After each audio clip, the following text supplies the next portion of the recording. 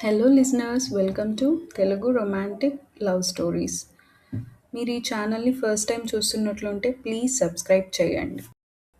ఈరోజు romantic journey start చేద్దాం. సమయం రాత్రి 12:30. పెద్దగా జనసంచారం లేదు ఎక్కడా కూడా. ఆ నిశ్శబ్దమైన దారిలో రయ్యిమంటూ ఒక కారు వేగంగా దూసుకుపోతుంది. ఉన్న స్పీడ్ లిమిట్స్ కంటే డబుల్ స్పీడ్తో పోతోంది ఆ car. Black colour Bentley car అది. కార్ డ్రైవ్ చేస్తున్న అతని కళ్ళు కోపంతో ఎర్రగా ఉన్నాయి. చేతి నరాలు ఉబ్బి డార్క్ కలర్గా కానీ బయటకు కనిపిస్తూ ఉన్నాయి. అతని తెల్లని చేతి మీద ఆ నరాలు స్పష్టంగా కనిపిస్తున్నాయి. కానీ చూస్తున్నవాడికి భయం కలిగిస్తూ ఉంది. ఇప్పుడు అతను దేని గురించి ఆలోచిస్తున్నాడో అతనికే తెలీదు. పక్కనే ఉన్న అమ్మాయి మాత్రం అతని వైపు భయంగా చూస్తూ ఉంది. Don't dare to look at me, గంభీరంగా వచ్చాయి అతని మాటలు. ఆ మాటలలో ఉన్న బేస్కి భయపడి తను తలదించేసింది ఆ అమ్మాయి తలదించేసరికి అతని కోపం ఇంకా ఎక్కువైంది. కార్ స్టీరింగ్ మీద గట్టిగా ఒక పంచ్ ఇచ్చాడు. భయంతో చెవులు మూసుకొని బిగుసుకుపోయింది ఆ అమ్మాయి. ఇద్దరి మధ్య మౌనం. తన పరిస్థితి ఏంటో కూడా ఇప్పుడు ఆ అమ్మాయికి అర్థం కావడం లేదు. తన కళ్ళు మాత్రం ఆగకుండా వర్షిస్తూనే ఉన్నాయి. ఇవేమీ పట్టనట్టు తన డ్రైవింగ్ మీద కాన్సంట్రేట్ చేస్తూ వెళ్తూ ఉన్నాడు అతను. ఒక అరగంట ప్రయాణం చేసిన తర్వాత ఇంద్రభవనం లాంటి ఓ పెద్ద ఇంటి ముందు ఆగింది ఆ కార్. అప్పటికే ఇంటి బయట దాదాపు 20-30 మంది నౌకర్లు భయంతో చేతులు నలుపుకుంటూ కనిపించారు. కార్ దిగి వాళ్ళ వైపు కోపంగా చూస్తూ, దాన్ని తీసుకొని ఇంట్లోకి రండి అంటూ మరో మాటకి ఆస్కారం లేకుండా లోపలికి నడిచాడు అతను. ఇద్దరు అమ్మాయిలు వెళ్ళి ఆ అమ్మాయిని తీసుకొని లోపలికి వచ్చారు. పెద్ద హాల్. మధ్యలో అందమైన రాయల్గా అమర్చబడిన సోఫా సెట్స్. ఆ సోఫా సెట్లో కాలు మీద కాలు వేసుకొని కూర్చొని ఉన్నాడు అతను. అతని పక్కన ఇంకొంతమంది కుటుంబ సభ్యులు కూడా ఉన్నారు. అతని ముందు దోషిలా తలదించుకొని నిలబడింది ఆ అమ్మాయి. తలెందుకు దించుకున్నావ్? తప్పు చేయబట్టే కదా? కోపం అతని మాటల్లో స్పష్టంగా తెలుస్తోంది. ఏంటి ఈ రావణ్ నుంచి తప్పించుకోవడం అంత ఈజీ అనుకుంటున్నావా? అంటూ కూర్చున్నవాడల్లా ఒక్కసారిగా లేచి ఆ అమ్మాయి పీక పట్టుకున్నాడు. అతని పట్టులో ఉన్న తీవ్రతకి ఆ అమ్మాయి ఊపిరి తీసుకోవడం కూడా కష్టంగా మారింది. నీకెంత ధైర్యమే నా నుంచి తప్పించుకుందాం అనుకుంటున్నావా? అది నీకీ జన్మలో జరగని పని అన్నాడు కోపంగా. అంతకంతకు ఊపిరి తీసుకోవడం కష్టంగా మారుతూ ఉంటే రావణ్ చేతి మీద కొడుతూ ఉంది ఆ అమ్మాయి. నీళ్లు నిండిన కళ్ళతో రావణ్ వైపు చూసింది. నిప్పులు కురిపించేలా ఉన్నాయి అతని కళ్ళు. కోపంతో దవడలు బిగించడంతో మరీ రాక్షసంగా కనిపిస్తున్నాడు ఆమె కళ్ళకి. అక్కడున్న నౌకర్లు అలాగే కుటుంబ సభ్యులు అందరూ ఏదో వేడుక చూస్తున్నట్టు చూస్తున్నారే తప్ప ఒక్కళ్ళు కూడా ఆపే ప్రయత్నం చేయలేదు. ఎందుకంటే వాళ్ళకి బాగా తెలుసు, ఒకవేళ వీళ్ళు కానీ ఆపే ప్రయత్నం చేస్తే ఆ ఎఫెక్ట్ వాళ్ళ మీద పడుతుందని. అందుకే ఎవ్వరూ ఏం మాట్లాడకుండా సైలెంట్గా నిలబడి వేడుక చూస్తున్నట్టు చూస్తూ ఉన్నారు. నువ్వు బ్రతికున్నంత కాలం ఈ రావణ్తోనే ఉండాలి. కాదు కూడదు అని తోక జాడించాలి అని ట్రై చేస్తే మాత్రం నీకు నరకం అంటే ఏంటో చూపిస్తాను అంటూ తనని వదిలేశాడు రావణ్. దగ్గుతూ కింద పడింది ఆ అమ్మాయి. రావణ్ చుట్టూ చూశాడు. అక్కడ హ్యాంగర్కి కొరడా కనిపించడంతో దాన్ని తీసుకొని ఒక్కసారిగా గట్టిగా విదిలించాడు. ఆ వచ్చిన సౌండ్కి ఒక్కసారిగా అమ్మాయి ఒళ్ళు జలధరించింది. ఇంకెప్పుడు నువ్వు ఇలాంటి పనులు చేయకూడదు అంటే ఇప్పుడు నీకు శిక్ష పడాలి కదా అంటూ కొరడా తీసుకొని ఆమె దగ్గరికి అడుగులు వేస్తూ ఉన్నాడు. బావా ప్లీజ్ ఈ అమ్మాయిని ఈ ఒక్కసారికి క్షమించు, ఇంకెప్పుడు ఇలాంటి తప్పు చేయను ఏడుస్తూ చెప్పింది ఆ అమ్మాయి. ఇంకెప్పుడు చేయకూడదు అంటే ఇప్పుడు చేసిన దానికి శిక్ష పడింది గుర్తుండాలి కదా, లేదు అంటే నువ్వు నా మాట ఎందుకు వింటావు అంటూ కొరడాతో ఒక్కటి కొట్టాడు. తెల్లగా పాల నురగలాంటి ఆమె శరీరం మీద కొరడా దెబ్బ పడేసరికి ఎర్రగా తాట్లు తేరి వాచింది. అమ్మా అరుస్తూ ఉంది ఆ అమ్మాయి. మళ్ళీ ఇంకో దెబ్బ వేశాడు. బావా ప్లీజ్. ఏంటి ప్లీజ్? ఈ ఏడుపు ఏదో నువ్వు తప్పు చేయకముందు ఉండాలి, ఇప్పుడు ఏడిస్తే ఎలా అవుతుంది అంటూ ఇష్టం వచ్చినట్టు గొడ్డును బాదినట్టు బాదుతూ ఉన్నాడు రావణ్. ఇక తన వల్ల కాక ఓపిక నశించి అలా అక్కడే స్పృహ తప్పి పడిపోయింది మన 22 ఏళ్ల నవ్య. నవ్య అలా పడిపోయేసరికి తనని చూసి చేతిలో ఉన్న కొరడా పక్కకు విసిరేసి వెళ్ళి సోఫాలో కూర్చున్నాడు రావణ్. కన్నా పాపంరా తను. అయినా నువ్వు తనని అంతలా కొట్టడానికి కారణం ఏంటి? ధైర్యం చేసి అడిగారు రావణ్ తల్లి సుమిత్రగారు. తల్లివైపు కోపంగా చూశాడు రావణ్. అయినా ఇంట్లో ఇంతమంది ఉన్నారు. ఒక ఆడపిల్ల ఇల్లు దాటి వెళ్ళిపోతే ఆ వెళ్ళిపోయిన విషయం కూడా మీకు తెలీదు. షేమ్ ఆన్ యూ అరిచినట్టే మాట్లాడాడు రావణ్. ఇంకేం మాట్లాడలేక అక్కడి నుంచి వెళ్ళిపోయారు సుమిత్ర గారు. సుమిత్ర గారి వెనకే వెళ్ళిపోయారు ఆవిడ భర్త కూడా.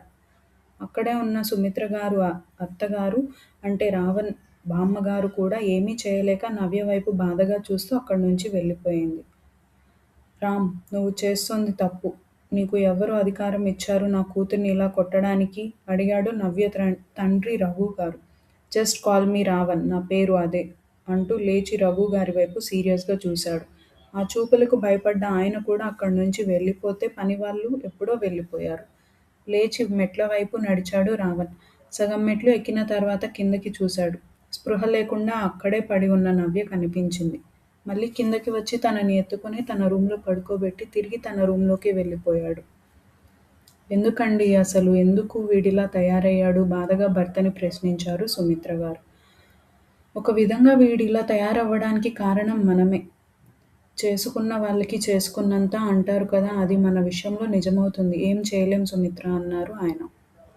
కానీ మధ్యలో నవ్య నలిగిపోతుంది కదా అన్నారు సుమిత్ర గారు. మనమేం చేయలేం సుమిత్ర. రాముడిలాంటి వాడిని మనమే రావణుడిగా మార్చాం. మరి దానికి తగ్గ ప్రతిఫలం అనుభవించాలి కదా సుమిత్ర అన్నారు. సుమిత్ర గారు భర్తతో ఇక వాదించే లాభం లేదు అని అర్థమై బాధపడుతూ అలానే పడుకుండిపోయారు. ఇక్కడ మంచం మీద పడుకున్న రావణ్ మొబైల్ పదే పదే రింగ్ అవుతోంది. ఈ టైంలో ఎవరు అనుకుంటూ ఫోన్ లిఫ్ట్ చేశాడు. అవతల వాళ్ళు ఏం చెప్పారో తెలీదు కానీ ఒక్కసారిగా నిద్రమత్తు ఎగిరిపోయింది రావణ్‌కి. నేను వెంటనే వస్తున్నాను. వాణ్ణి బంధించి ఉంచండి అన్నాడు. అలాగే సార్ అంటూ కాల్ కట్ చేశాడు అతను. వెంటనే లేచి డ్రెస్ చేంజ్ చేసుకొని తన దగ్గరున్న సైలెన్స్ రివాల్వర్ తీసుకొని అక్కడి నుంచి స్టార్ట్ అయ్యాడు. ఒక గంట ట్రావెల్ తర్వాత ఒక పబ్ ముందు ఆగింది కార్. రావణ్ కార్ ఆగిన వెంటనే ఇద్దరు వ్యక్తులు వచ్చి రావణ్ కార్ డోర్ ఓపెన్ చేశారు. స్టైల్‌గా బయటకి దిగాడు రావణ్. ఎక్కడా? పొగరుగా అతని మాటల్లో స్పష్టం తెలుస్తోంది. లోపల సార్ భయంగా వణుకుతూ వచ్చాయి వాళ్ళ మాటలు. లోపలికి నడిచాడు రావణ్. అక్కడ ఒక స్తంభానికి ఒక వ్యక్తిని కట్టేసి ఉంచారు. ఒళ్ళంతా బాగా కొట్టడంతో రక్తం కారుతూ స్పృహ తప్పడానికి సిద్ధంగా ఉన్నాడు ఆ వ్యక్తి. అతన్ని చూస్తూ ఉంటేనే రావణ్ కళ్ళు కోపంతో ఎరుపెక్కాయి. కోపంగా వాడి వైపు నడుస్తూ అక్కడే పక్కన ఉన్న ఒక రాడ్ తీసుకొని ఆ అబ్బాయి తల మీద ఒక్కటి కొట్టాడు.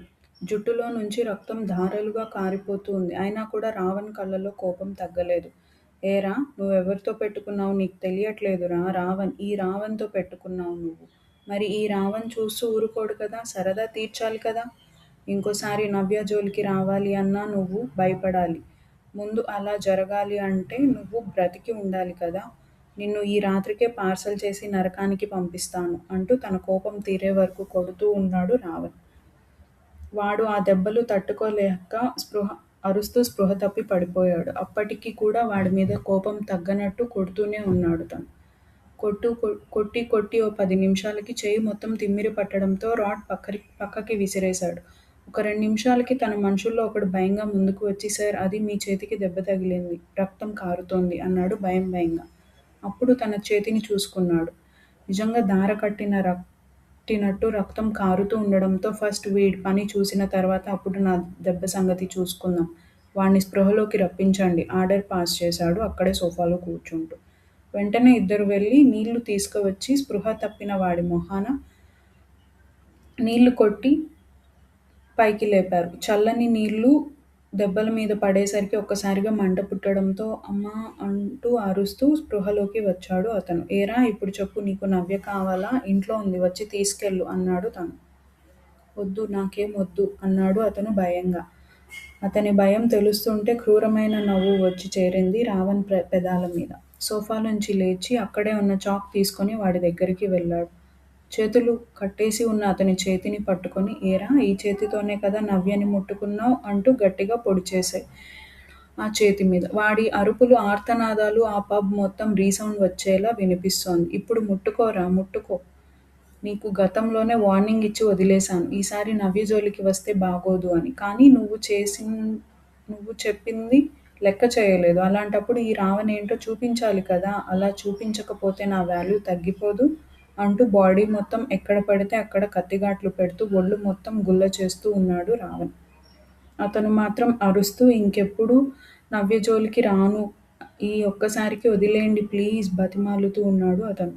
నేను ఎవరికైనా ఒక్కసారి ఛాన్స్ ఇస్తాను. రెండోసారి ఛాన్స్ ఇవ్వను. నీకు ఆల్రెడీ ఓసారి ఛాన్స్ ఇచ్చాను కదా! నువ్వే దాన్ని యూజ్ చేసుకోలేదు. అది నా తప్పు కాదు. ఈ రావణ్ దగ్గర ఒక్కసారి మాత్రమే క్షమాభిక్ష దొరుకుతుంది. రెండోసారి క్షమాభిక్ష దొరకడానికి అర్హత ఉండదు అంటూ తన దగ్గర ఉన్న రివాల్వర్ తీసి పాయింట్ బ్లాంక్‌లో పెట్టాడు రావణ్. సార్ ప్లీజ్ వద్దు వదిలేయండి ప్లీజ్ అంటూ అరుస్తూ ఉన్నా కూడా అతని అరుపులు ఏమాత్రం పట్టనట్టు షూట్ చేసి తన మనుషుల వైపు చూస్తూ ఇదంతా క్లియర్ చేయండి. చిన్న ఎవిడెన్స్ కూడా దొరకడానికి లేదు అంటూ అక్కడి నుంచి వెళ్ళిపోయాడు. రక్తం కారుతూ ఉంటే తిరిగి రావణ్‌కి గుర్తు చేసే ధైర్యం ఎవరూ చేయలేకపోయారు. అలా రక్తం కారుతూ ఉంటే అలానే డ్రైవింగ్ చేస్తూ ఇంటికి వెళ్ళిపోయాడు. తన కార్‌లోనే ఉన్న ఫుల్ బాటిల్ తీసుకొని ఓపెన్ చేసి తాగుతూ ఇంట్లోకి నడుస్తూ ఉన్నాడు. అప్పటికే ఇంచుమించు రాత్రి 1 అవ్వడంతో అందరూ ఫుల్‌గా నిద్రలో ఉన్నారు. రావణ్ నేరుగా అక్కడి నుంచి నవ్య రూమ్‌లోకి వెళ్ళాడు. పాప ఫుల్‌గా పడుకొని కనిపించడంతో తీక్షణంగా తన వైపు చూశాడు. ఇందాక తను కొట్టిన దెబ్బలకి ఒళ్ళు మొత్తం తట్లు తేరిపోయి ఉండడంతో ఒక్క క్షణం మనసు చివుక్కుమంది. కానీ మళ్ళీ కోపం అనే మబ్బులు దాన్ని కప్పేయడంతో అలానే 2 నిమిషాలు తనని చూసి అక్కడి నుంచి తన రూమ్‌లోకి వెళ్ళిపోయాడు.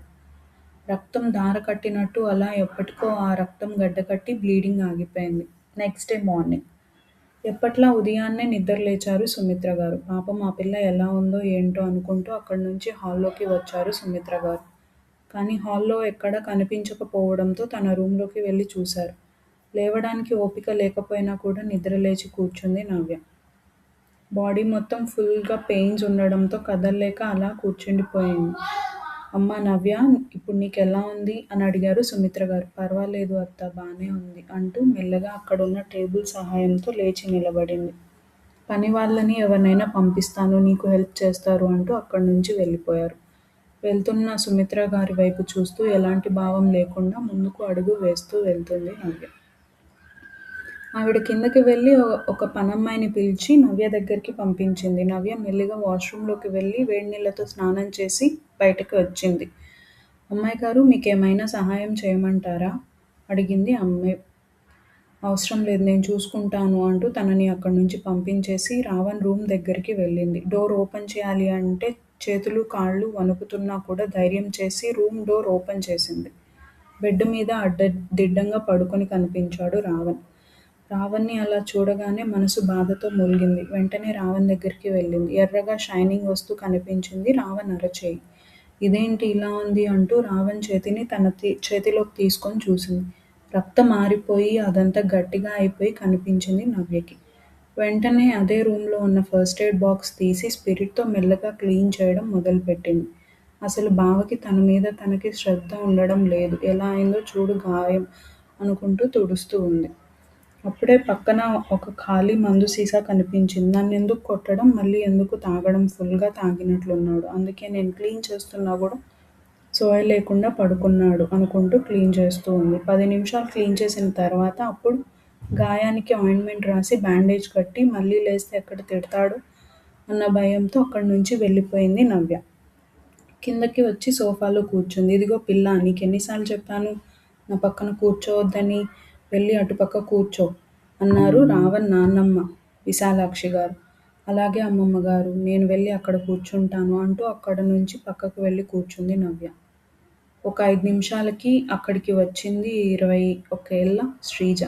హాయ్ అమ్మమ్మ! గుడ్ మార్నింగ్ నవ్వుతూ విష్ చేసింది శ్రీజ. గుడ్ మార్నింగ్ బంగారం దా వచ్చి అమ్మమ్మ పక్కన కూర్చో అంటూ తన పక్కన కూర్చోబెట్టుకున్నారు విశాలాక్షి గారు. అదంతా చూస్తున్న నవ్య మనసు బాధతో నిండిపోయింది. కానీ అది తనకు అలవాటే కాబట్టి మౌనంగా అక్కడే కూర్చుంది. ఒక్కొక్కరుగా అందరూ కిందకి వస్తూ ఉన్నారు. తల్లి ఇప్పుడెలా ఉందిరా నీకు? ప్రేమగా అడిగారు రఘు. బావుంది నాన్న అని సమాధానం ఇచ్చింది నవ్య. గుడ్ మార్నింగ్ డాడీ నవ్వుతూ విష్ చేసింది శ్రీజ. గుడ్ మార్నింగ్ బంగారం నైట్ నువ్వు మమ్మీ పెళ్లి నుంచి వచ్చేసరికి ఎంతసేపు అయింది? అడిగారు రఘు గారు. 2 అయిందండి. ఇంకా ఆ టైంలో మీరు పడుకొని ఉంటారు కదా అని మిమ్మల్ని డిస్టర్బ్ చేయడం ఎందుకన్న ఉద్దేశంతో నేను శ్రీజ రూమ్‌లో ఉండిపోయాను కిందకు దిగుతూ చెప్పారు మాలిని గారు. అవునా మాలిని! సరే నాకు కొంచెం ఆఫీస్‌లో వర్క్ ఉంది నేను వెళ్తున్నాను అంటూ అక్కడి నుంచి వెళ్ళిపోయారు రఘు. మాలిని అల్లుడు గారు టిఫిన్ తినకుండా వెళ్తున్నారు. పెళ్ళై ఇన్ని సంవత్సరాలయింది. పిల్లలు ఉన్నారు. అయినా భర్తతో ఎలా మెలగాలో తెలీదా? వెళ్ళు అంటూ కూతుర్ని కసిరి అక్కడి నుంచి పంపించేశారు విశాల్. అలాగే అమ్మా అంటూ అక్కడి నుంచి రఘు గారి వెనక్కి బయటికి వెళ్లారు మాలిని గారు.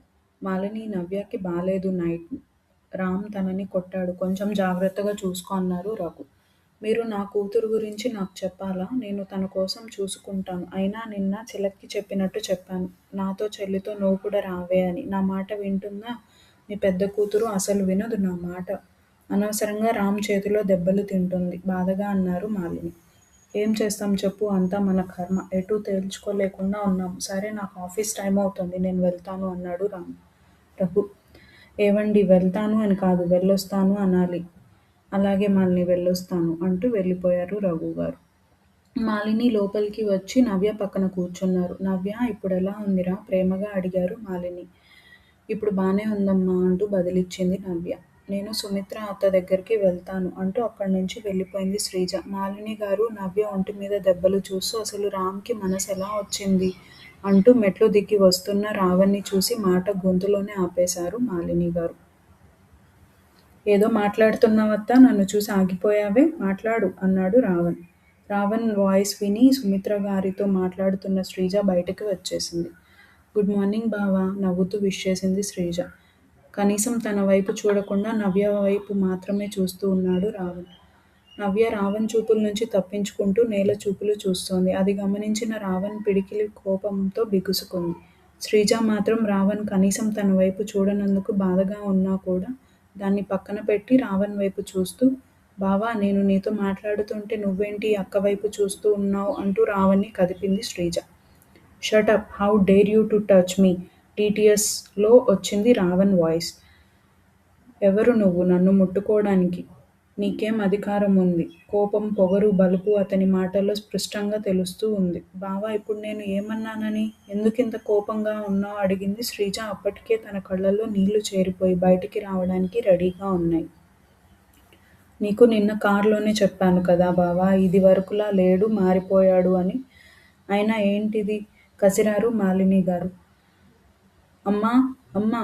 అంటూ పిలుస్తూ ఉన్నాడు రావణ్. వస్తున్నా నాన్నా అంటూ పరుగున బయటికి వచ్చారు సుమిత్ర గారు. నేను ఆఫీస్‌కి వెళ్తున్నాను. నవ్య మళ్ళీ బయటికి వెళ్తే మాత్రం ఆ ఎఫెక్ట్ తనకి ఎలా ఉంటుందో నిన్న నైట్ తెలిసింది. ఈరోజు కూడా ఇలా బయటికి వెళ్ళాలి అని ట్రై చేస్తే మాత్రం దాంతో పాటు ఇంట్లో ఉన్న ప్రతి ఒక్కరికి అదే ఎఫెక్ట్ పడుతుంది. ఆ విషయం అర్థమయ్యేలా బుజ్జగించి చెప్పండి అంటూ బుజ్జగించి అనే పదాన్ని ఒత్తి పలుకుతూ చెప్పాడు రావణ్. అలాగే నాన్న నవ్య సంగతి మేం చూసుకుంటాం నువ్వేం కంగారు పడకు అన్నారు సుమిత్ర గారు. ఏం చూసుకుంటారో ఏంటో కానీ తనని ఇంట్లో ఎవరైనా ఏమైనా అంటే మాత్రం నేను ఊరుకోను అంటూ సుమిత్ర గారి వైపు విశాలాక్షి గారి వైపు చూస్తూ చెప్పాడు. ఆ మాట విశాలాక్షి గారు తడబడుతూ అయినా మేమేం చేస్తాము? అక్కడికి మేమేదో ఆ పిల్లని రాచి రంపాన పెడుతున్నట్టు మమ్మల్ని అంటావేంటి? ఆ పిల్ల చేసే పనులు బాగున్నాయా? అడిగారు విశాలాక్షి గారు మూతి తిప్పుకుంటూ. రావణ్ ఆవిడ వైపు కాల్చేసేలా చూస్తూ అక్కడి నుంచి వెళ్ళిపోయాడు. సుమిత్ర గారు నవ్య వైపు చూస్తూ చూశావుగా నవ్య, నిన్న నువ్వు వెళ్ళడం ఎంత ప్రమాదమైందో. కాబట్టి ఇక మీదట అలాంటి ఆలోచనలు చేయకు. అయినా ఇక్కడ నీకేం తక్కువైంది చెప్పు? నీ సొంత తల్లి కాకపోయినా నిన్ను తన సొంత కూతురు కంటే ఎక్కువగా చూసుకుంటూ ఉంది మాలిని. నేను కానీ, మీ మావయ్య కానీ, మీ నాన్న కానీ, అమ్మ కానీ ఎవరైనా నిన్నేమైనా అంటున్నామా? ప్రశ్నించారు సుమిత్ర. లేదు అన్నట్టు తల అడ్డంగా ఊపింది. మరి ఇంకెందుకు వెళ్ళిపోయావు? అడిగారు సుమిత్ర గారు. వదినా నువ్వు దాన్ని ఊరికేనే అనకు అంటూ కూతురు వైపు చూస్తూ అమ్మా నవ్య ఇంట్లో నీకేమైనా లోటుందా చెప్పు తల్లీ ప్రేమగా అడిగారు మాలిని. అలా ఏం లేదమ్మా. మరి ఇంకేమైంది? రాత్రి రామ్ బాగా కొట్టాడా నిన్ను? అయినా ముందు నువ్వు నాతో రా. నీకు వెన్నపూస రాస్తాను కాస్త మంట తగ్గుతుంది అంటూ తనని తీసుకుని తన రూంలోకి వెళ్ళిపోయారు మాలిని గారు. బామ్మ శ్రీజ వైపు చూస్తూ మీ అమ్మకి నీకంటే అదంటేనే ఎక్కువ ఇష్టమే. చూస్తున్నావు కదా నిన్ను కనీసం పట్టించుకోకుండా ఆ పిల్లని ఎలా దగ్గర తీసుకుందో అన్నారు బామ్మగారు. అదే చూస్తున్నామమ్మా. అయినా చిన్నప్పటి నుంచి చూస్తున్నదే గదా! ఈరోజు ఏం కొత్త కాదు కదా! మా అమ్మకి నాకంటే అక్కంటేనే ఎక్కువ ఇష్టం. అది ఎందుకో నాకు కూడా తెలీదు. ఇదే కదా బాధ అంటూ అక్కడి నుంచి లేచి ఆవిడ రూంలోకి వెళ్ళిపోయారు. శ్రీజ అక్కడే ఆలోచిస్తూ అలానే కూర్చుంది. ఏమైందిరా? ఏం ఆలోచిస్తున్నావు అంతలా? అడిగారు సుధాకర్ గారు. మామయ్య మీరింకా ఆఫీస్‌కి వెళ్ళలేదా? అడిగింది శ్రీజ. లేదురా కొన్ని మెయిల్స్ చెక్ చేస్తూ ఇక్కడే ఉండిపోయాను. ఇప్పుడు వెళ్తున్నా. చెప్పు ఏమైనా కావాలా నీకు? ప్రేమగా అడిగారు సుధాకర్ గారు. మావయ్య, నాకు ఇంట్లో చాలా బోర్ కొడుతోంది. నేను కూడా మీతో పాటు ఆఫీస్‌కి రావచ్చా? రిక్వెస్టింగ్‌గా సుధాకర్ గారి వైపు చూస్తూ చేతులు రెండు దగ్గరకు చేసి ఓ కనుబొమ్మ చిన్నది చేసి అడిగింది శ్రీజ. ఆయన 2 నిమిషాలు ఆలోచించి ఆ సరే రా తల్లీ అంటూ ముందుకు కదిలారు. థాంక్స్ మావయ్య. థాంక్యూ సో మచ్ అంటూ ఎగురుకుంటూ సుధాకర్ గారి వెనకే వెళ్ళింది శ్రీజ కూడా. సుధాకర్ గారు శ్రీజని తీసుకొని ఆఫీస్‌కి వెళ్ళిపోయారు. ఆఫీస్‌లో రావణ్ కంటే ముందే ఆఫీస్‌కి చేరుకున్నారు రఘు. ఆ రోజు మీటింగ్ ఉండడంతో కొంచెం ముందుగా వెళ్లారు రఘు. రావణ్ ఆఫీస్‌కి వచ్చేసరికి స్టాఫ్ అంతా ఎవరి పనుల్లో వాళ్ళు లీనమైపోయారు. రావణ్ రావడం చూసిన అందరూ భయంతో వణుకుతూ లేచి నిలబడి విష్ చేశారు వినయంగా. డూ యువర్ వర్క్స్ అంటూ స్టైల్‌గా నడుచుకుంటూ అతని క్యాబిన్‌కి వెళ్ళిపోయాడు. ఆ నడకలో పొగరు, రాక్షసత్వం స్పష్టంగా కనిపిస్తున్నాయి. రావణ్ తన క్యాబిన్‌లోకి వెళ్లి ఒక బటన్ ప్రెస్ చేశాడు. వెంటనే అక్కడ ప్రత్యక్షమైంది 24 ఏళ్ల అమ్మాయి. గుడ్ మార్నింగ్ సార్ అంటూ వినయంగా విష్ చేసింది. ఈరోజు నా స్కెడ్యూల్స్ చెప్పు. సార్ ఈరోజు 11కి క్లయింట్స్‌తో మీటింగ్ ఉంది సార్. అది మీరు ఖచ్చితంగా అటెండ్ అవ్వాలి. ఆ తర్వాత వేరే ప్రాజెక్ట్ డిస్కషన్ కోసం మనం హోటల్ తాజ్‌కి వెళ్ళాలి. అండ్ ఇప్పుడు ఈ ఫైల్ మీద మీ సంతకాలు కూడా కావాలి సార్ చెప్పింది ఆ అమ్మాయి భయంగా. ఓకే. సైన్ చేసి పిలుస్తాను. యూ కెన్ గో నౌ అంటూ తనని పంపించేశాడు రావణ్. ఆ ఫైల్ మొత్తం చెక్ చేసి దాని మీద సంతకం పెట్టడం కోసం పెన్ స్టాండ్‌లో నుంచి ఒక పెన్ చేతిలోకి తీసుకున్నాడు.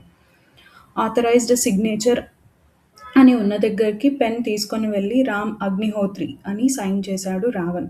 మొత్తం సంతకాలు అన్నీ పెట్టేశాక ఆ పెన్ నీడిల్ విరిగిపోయేలా దాన్ని ప్రెస్ చేసి కోపంగా పక్కకి విసిరి కొట్టాడు రావణ్. చాలా సేపటి వరకు ఆ కోపం తగ్గించుకోలేకపోయాడు. ఒక్కసారిగా గతం మొత్తం కళ్ళ ముందు మెదులుతూ ఉంటే కోపం అంతకంతకూ పెరిగిపోతూ ఉంది. ఓ పావుగంటకి అక్కడికి వచ్చింది తన పీఏ. రావణ్ కోపంగా ఉండడం చూసి భయంతో రావడానికి 10 అడుగులు దూరంగానే నిలబడి ఉండిపోయింది. ఎందుకొచ్చావ్? కోపంగా అడిగాడు రావణ్. అది సార్ అది మరి అది అంటూ భయంగా చూస్తూ ఉంది రావణ్ వైపు. Just say and get lost అరిచినట్టే మాట్లాడాడు రావణ్. అది మీటింగ్‌కి టైం అవుతోంది సార్. అందరూ మీకోసం వెయిట్ చేస్తున్నారు భయంగా మాటలు కూడబెట్టుకుంటూ చెప్పింది ఆ అమ్మాయి. ఓకే వెళ్ళు నేను వస్తాను అంటూ తనని పంపించేసి లేచి నిలబడ్డాడు రావణ్. తను వేసుకున్న కోట్ సరిచేసుకొని పాకెట్‌లో నుంచి సిగరెట్ బయటకు తీశాడు. దాన్ని వెలిగించుకొని సిగరెట్ స్మోక్ చేస్తూ బయటికి అడుగులు వేశాడు. రావణ్ బయటకు వచ్చి మీటింగ్ హాల్ వైపు నడుస్తూ ఉంటే అతని వెనకే నడుస్తూ వెళ్తూ ఉంది అతని పీఏ. లోపలికి వచ్చి హుందాగా అక్కడే ఉన్న సీఈఓ సీట్లో కూర్చున్నాడు. సార్ స్టార్ట్ ద మీటింగ్ గాంభీర్యంగా పలికాడు రావణ్. అది ఫుల్ ఏసీ రూమ్ కావడంతో రావణ్ వదులుతున్న సిగరెట్ పొగ మొత్తం అంతా వ్యాప్తి చెందుతూ అందరూ అనీజీగా కదులుతూ ఉన్నారు. ఏమైనా ప్రాబ్లమా? మళ్ళీ వచ్చాయి అతని మాటలు గంభీరంగా. సార్ అది అంటూ ఒకతను మాట్లాడే ప్రయత్నం చేశాడు. కానీ రావణ్ చురుకైన చూపులతో అతనిని చూసేసరికి అతని గొంతులోనే మాట ఆపేస్తూ ఏం లేదు సార్ ఏం లేదు అంటూ సైలెంట్‌గా కూర్చున్నాడు. మిగతా బోర్డ్ మెంబర్స్ సుధాకర్ గారి వైపు, రఘు గారి వైపు చూడడంతో సుధాకర్ గారు ధైర్యం చేసి రామ్ అంటూ పలికిన మరుక్షణం ఎన్నిసార్లు చెప్పాలి? నాలో ఉన్న రామ్ చచ్చిపోయాడు. మీ ముందున్నది కేవలం రావణ్ మాత్రమే. ఇంకెన్నిసార్లు చెప్పాలి? అంటూ అక్కడున్న ఫైల్‌ని కోపంగా నేలకేసి కొట్టాడు. ఫట్ మని శబ్దం చేస్తూ కింద పడింది ఆ ఫైల్. రావణ్ అరుపు విన్న అందరి వెన్నులో వణుకు మొదలైంది. ఇంతకీ రావణ్ ఎందుకలా మారాడు? చూద్దాం నెక్స్ట్ పార్ట్స్‌లో. Thanks for watching. Please share and subscribe this channel. Thank you.